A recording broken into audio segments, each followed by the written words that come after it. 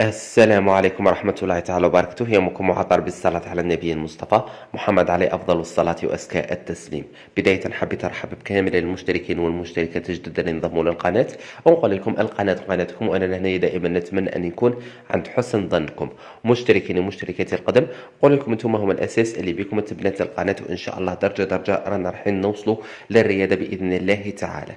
اليوم بإذن الله راح نقدم لكم وصفة بطاطا مشرملة، وصفة سهلة بسيطة اقتصادية في نفس الوقت، وصفة أسهل منها وأروع منها ما كانش، يعني توجد ليه خفيف ظريف، وانتي درتي أحلى وصفة للغداء ولا للعشاء كما راكم تشوفوا فيها الصورة أبلغ من التعبير. هيك يعني باه نغيروا في الوصفات ومشي دائما نقدموا الفريت وحدهم يجوا ناشفين. هذه الطريقة راح تخليكم الفريت تاعكم تجي مشمخة، وفي نفس الوقت وصفة مغايرة على اللي متعودين عليها. نروح نشوفوا مباشرة طريقة التحضير اللي أسهل منها ما كانش. إذا بداية نحط المقلة تاعي فوق النار.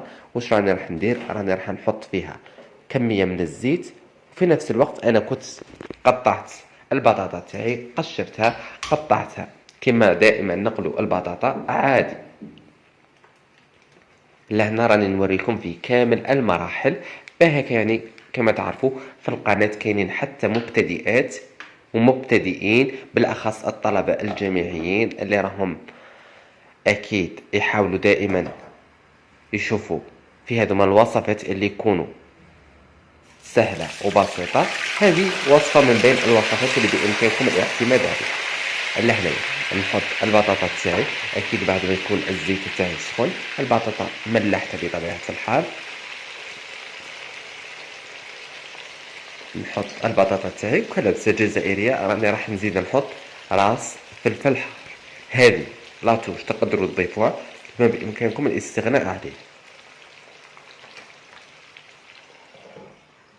اذا هيك نخلي البطاطا تاعي تتقلى لي حتى تاخذ هذا اللون الذهبي، وبعد ذلك راني رايح نحيها. لهنايا في نفس المقلاة حطيت فقط 2 مغارف كبار نتاع الزيت، من هذاك الزيت اللي كان سخن. لهنا نحاول انني نقص على النار تاعي تماما بهكا، يعني الثوم تاعي ما يتحرقش.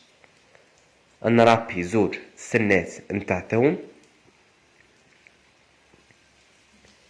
رانا راح نزيد نضيف عليهم ملعقة اكل طماطم مصبرة، يعني تكون ملعقة اكل ممسوحة، ولكن بامكاننا نديرو ملعقة صغيرة تكون شوية معمرة. لهنا عندي كمية قليلة، وانتم بإمكانكم أكيد تضاعفوا المقادير على حساب أفراد الأسرة تاعكم. لهنا نقلي الطماطيش تاعي مليح مع هذاك الثوم والزيت. نضيف التوابل تاعي اللي هما ملح وتوابل خاصة بالدجاج. أكيد لهنايا نمرق شوية، تقريبا بواحد النص كاس تاع ماء يكون دافي، لأنه الثوم كما تعرفوا يتحرق ليلي. لهنا فقط هذه المرحلة تكون حساسة، نقصوا على النار كامل وحنا نرابيو الثوم تاعنا ونزيدو الطماطيش، يعني نقليوهم خفيف ظريف. لهنا كما قلت لكم نزيد التوابل تاعي اللي هما ملح وتوابل خاصة بالدجاج، ولا بإمكانكم ديروا توابل مشكلة، راس الحانوت، عكري حار ولا حلو، سكنجبير، كركم، كيما حبيتو. لهنايا بعد ما تقلاو لي كامل المكونات تقريبا مدة 5 دقائق، في هذه المرحلة راني راح نزيد نضيف عليهم هذيك البطاطا اللي كانت تقلات، هذاك راس فلفل حار اللي كنت اقليتو، نحيتلو كامل القشور وسيرتو. وعندي لهنايا 2 حبات تاع جبن اللي كذلك حتى هما قطعتهم مربعات صغيرة وضفتهم. لهنا بما انه درنا فلفل حار مشوي، ما درتش الهريسة، ولكن انتم اذا كان ما عندكمش فلفل حار بامكانكم تضيفوا شوية فقط نتاع هريسة ولا تاع فلفل عكري حار، لانه كما تعرفوا الشرمولة تحب شوية الحار.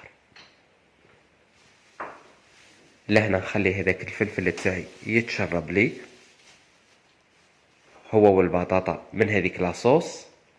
ولا هنا كلمسة أخيرة تقدروا تضيفوها ولا تستغنوا عليها، عندي كمية من الجبن المبشور راح نزينه نزين به الطبقة تاعي من الفوق، نزيد لها رشة خفيفة نتاع معدنوس، نغطي على الطبقة تاعي ونخلي هذاك الفرماج يذوب لي غير في غرضو.